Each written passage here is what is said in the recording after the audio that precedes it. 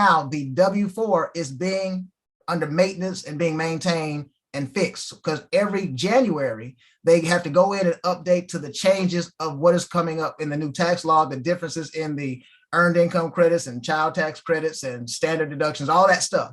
So it's probably not going to be ready for you to actually use for probably a couple of weeks here. Okay, so by the end of the month, and plus you need to have something handy, which is your most recent pay stub in the calendar year.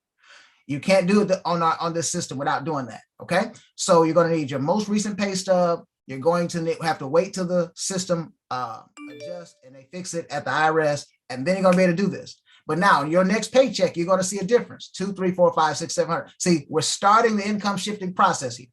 This is the start of the process, but it's much more than just this. Now, let's get into the presentation. All right, not this one here. This is not the one I need. And, oh, hold on. No, don't save that. Okay, well, maybe that was the one. Ooh. Okay, there it is. All right, that was it. Okay, we're good. All right, so now let's talk about the calculator. See, this is to protect you against having too much withheld or also having not enough withheld from the your check. But here's what happens. Most people in this country have too much withheld. They're overpaying their taxes, okay? Now remember, I want you to think about this. In your life, you're paying taxes, but you're not only paying taxes, but a lot of people are overpaying. Imagine the last 20 years of your life if you had overpaid $200, $300, $400, $500 a month. The average person is overpaying about $200 to $300 per month, okay, right now. So the average, here's how you know, the average refund is about $3,000. That's $250 extra. Anytime you get a refund, that means that's too much. And these are people that don't even have home-based businesses.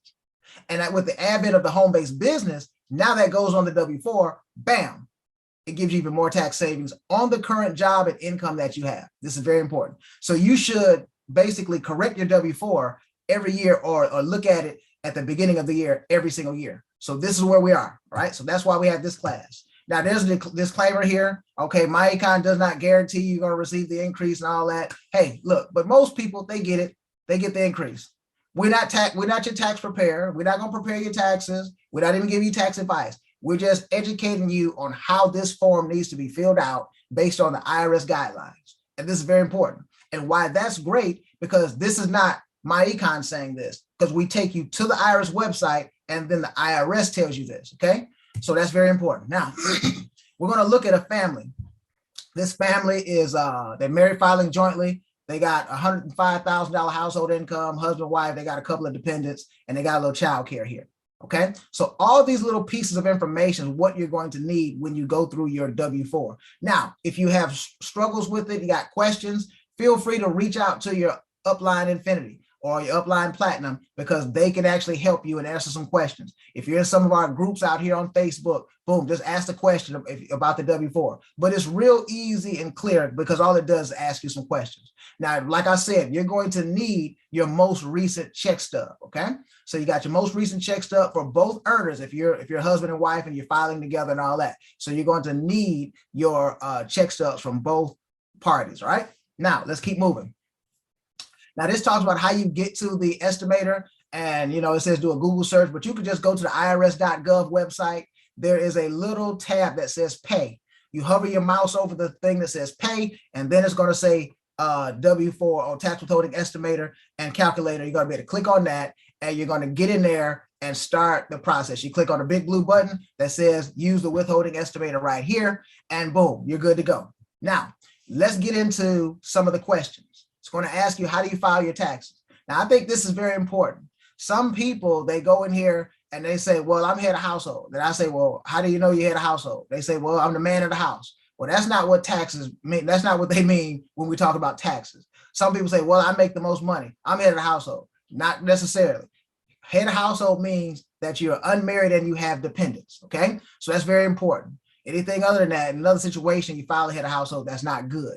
But now, you're just going to answer these questions. So we're answering married filing jointly, and then it says, can another person claim you on their tax return as a dependent? That should be no, right? Now we go through the dependents. Remember, I said we have 2 children. So you go through and you put the children in here. All right.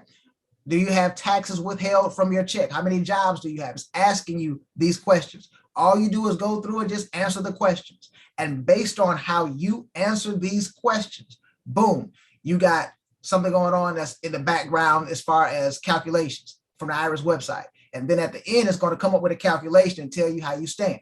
Now, do you have any other sources of income?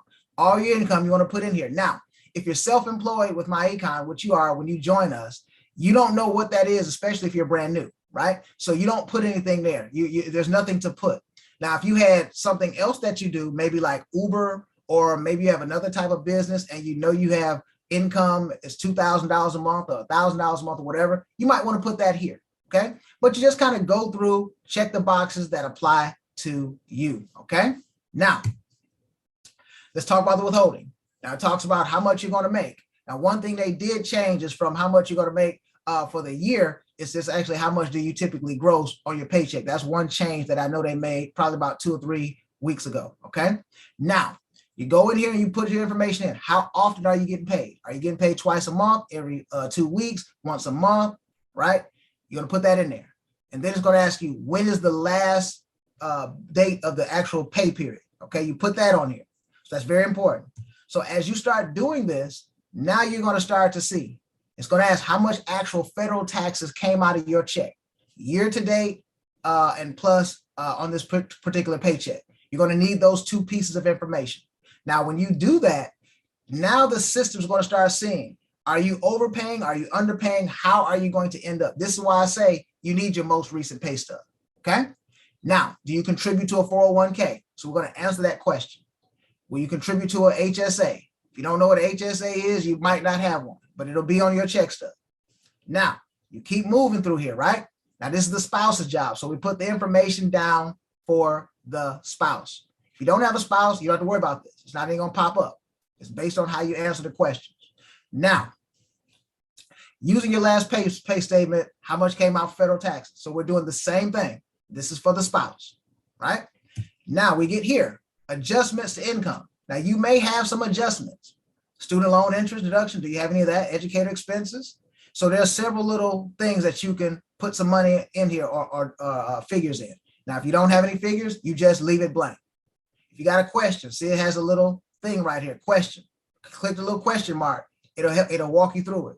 So if you just do this, but this is very key, ladies and gentlemen, this is a crucial step and a crucial piece to your finances, because at some point you're going to get this cash. And now what are you going to do with that cash? Remember, this is the biggest financial mistake I see 80% of the population making, even before they even get to us, even before they start talking about the credit. They've been doing this wrong for the last 20 years of them working, 15 years of them working, 10 years of them working. That could be $300,000, $400,000, $500,000 that they could have had, but they don't have it today because of not taking care of this. It's not just what you make, it's what you keep and what you do with it. This is a key philosophy in MyEcon, okay? Now, health savings account, do we have anything of that? Okay, armed forces, alimony, we just kind of go through here. Now, deductions, we don't take the standard deduction. 98, 99% of people in this country take the standard deduction. They don't take the itemized. Now, some people do, but if you take itemized, you click it. But because of the increase of the standard deductions, most people are not taking itemized. So now, we got children, okay? We got 2 of them. We got 2 of them under 16. So we just kind of put that in here. Do we got some child dependent care tax credit? Yes, they qualify, right? So we just answer some questions. How much are you paying for daycare? So that's kind of go right here under the estimated work-related child dependent daycare expenses, right? So now you might have something for these other little categories here. Probably not, because even where it says retirement savings, that's different from where you actually had it on the check stub when it asked about your 401k and stuff like that. So a lot of people don't have anything here. So are you elderly? Do you have another business, some other business credit, alternative minimum tax? A lot of times there's nothing here for the average person, but click on it, read it, and see. Like I said, if you need assistance, some person that's in MyEcon that knows this, that's in your upline, they can help you with this whole process. Now, once we get to step 6, here's what you see. We have an actual graph here that shows that this person is going to get a refund. Now, remember what I said. This is before we even talked about putting a business on here. They're already overpaying their taxes by $2,895. That's $3,000. That's an extra $250 a month. That can be $250 that almost $250. That could be money that they can take and put on their credit cards to lower their utilization, because that will increase their credit score, right? That could be money that could be extra for their car note. They can pay the car off faster. That could be money that could be going into the investment account, where it could end up being $300,000 or $400,000 down the road, depending on how long you're going to work. So this money is important. But what people tend to do is they say, well, I'm just so used to getting a refund. See, there is a way that seemeth right to a man, but in the end is ruin. See, it seems right to just get a refund because that's what always happens. But you take that money and then you say, okay, I'm going on vacation with this. Some people say, well, this is how I save money. No, when you save money, you get a rate of return. You don't get a rate of return. IRS don't pay interest on refunds. So what we got to do is get this money. You need this money for yourself, not for them to sit up and hold on to it. Think about it. You let the IRS hold on to $3,000 of your money for 12, 13, 14 months and pay you no interest. Now, if I called you up and said, hey, let me borrow $3,000 from you, I'm not going to pay you back for 14 months and don't charge me no interest, you would look at me like I was taking advantage of you. We don't need to do this with the IRS. What we need to do is we need to get our money and use our money, okay? Now, let's keep moving. So it says, how much do you put into your 401k? Now, this person puts money into, they're going to put some money in the 401k. Now, look how this saves you money. This is a part of the process that we teach. If you put money into a tax deferred account, something that gives you preferential treatment in taxation by investing, now that's going to lower your taxes again, okay? So now we go down through here, we got adjustments to income, go down here to the bottom, you see where it says certain business credits for reservists. This is where we start taking into account my econ. So now what we're going to say here is this person is going to have at least $5,000 in tax deductions. Now that's a very conservative amount. Think about it. If a person just drives their car, okay, a lot of people are back to driving now. They drive their car, for example, 12 or 13,000 miles for the year.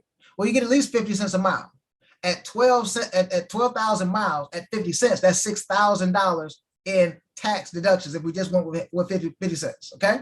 So that's more than the 5,000. That doesn't include your cell phone bill. That doesn't include your internet bill. That doesn't include your going out to eat. And it doesn't include your paying your children. We show you how to pay your children up to $12,000 per child and get a tax deduction for feeding them, clothing them, taking care of them, and doing all the stuff you're going to do. If you put them in cheerleading camp and basketball camp, hey, it needs to be written off on your taxes, but only if you're a business owner.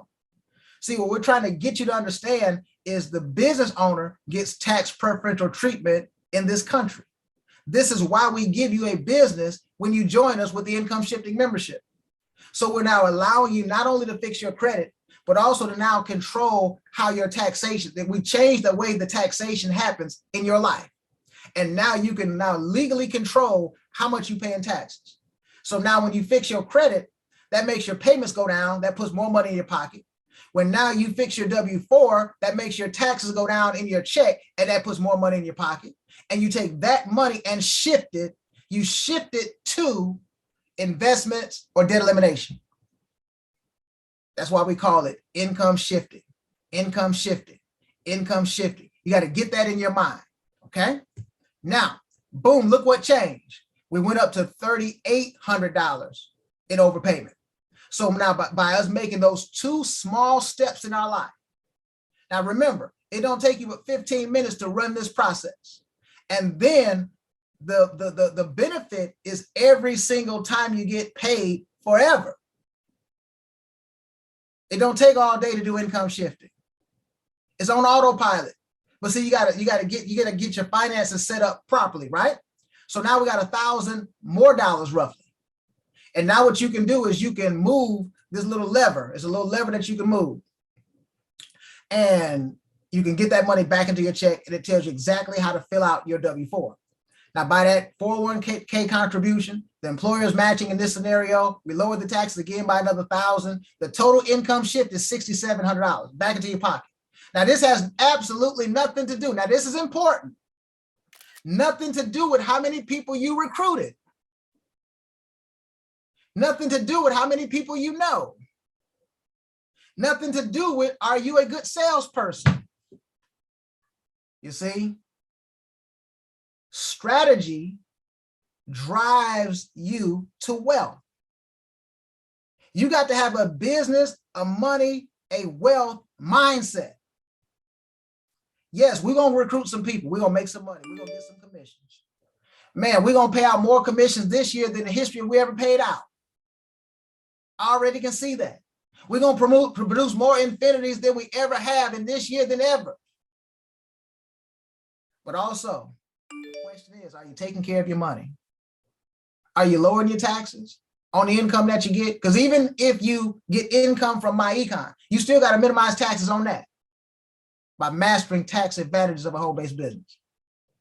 Still, you should take some of that money. Don't spend it all up. Buy you something nice, celebrate, but then take some of that money and buy you some investments. Buy you some stocks, buy you some Bitcoin, buy you some Forex, whatever you decide. It's your choice. And boom, the money goes up, right? So now let me quickly show you this and then I am done. So let's get into the cash flow manager. I want to show you the power of income shifting real quick because this is important. All right, so go to the cash flow manager here, and I'm going to go to these tools and financial calculators. So now we're in the financial calculators. What these are tools that allow you to see how your money decision is going to affect you before you even commit the money. See, MyEcon is designed to help you make better financial decisions before you even get out here and mess up. If you're trying to figure out based on where your credit is now and based on where it could be with good credit, how much is the difference going to be on your payment? Right here on the loan payment calculator. Bam, we get you there, right? But now, let's say we picked up an extra $400 a month from the income shifting on the W-4. That's pretty easy to do. And then let's say we went out here, we also picked up some money in savings from improving our credit, right? So we took all our credit cards, took them to a 0% interest card, saved another $100 there. Well, we got $500, right? Now, while you're learning how to grow your business, you're learning how to post on social media, you should also be taking care of your money. You should also be investing. You should also be doing some things, right? So now let's take $500 here. Now, let's say if you never, ever, ever mastered this thing called building a network, because it takes some time to learn how to build a network. I don't want you to not understand that. You got to learn some things. In order for me to build a network, I had to learn some things. And your building time really starts when you're doing the right things to build your business. See, you could be in MyEcon for 6 years and never do the right things, but I don't think you've been building a business for 6 years. You've been just kind of in, right? So we don't, like Angela was saying, she said she was in and she was holding herself back. See, all of that process, that's a process, right? But learning to build a network is a skill set, just like heating and cooling, pipe fitting, all that kind of stuff. You can learn it, but once you got it, nobody can ever take it away from you and you'll always be able to make money. So now let's take this $500, let's put it into an investment account. We teach you how to open an investment account. Now we get here. Now let's say we did this for the next 10 years. This is outside of building a downline, folks. This is just running your money properly, not giving it to the creditors, not giving it to the IRS to hold on for an interest-free loan. Now you have the money in your hand. You can take it and buy a new car, or you can take it and buy a new asset. It's your choice. In this case, we're going to buy an asset. Now we click, boom. Look at this. Joining MyEcon was y'all just met the cat. That was $115,000 decision by joining MyEcon.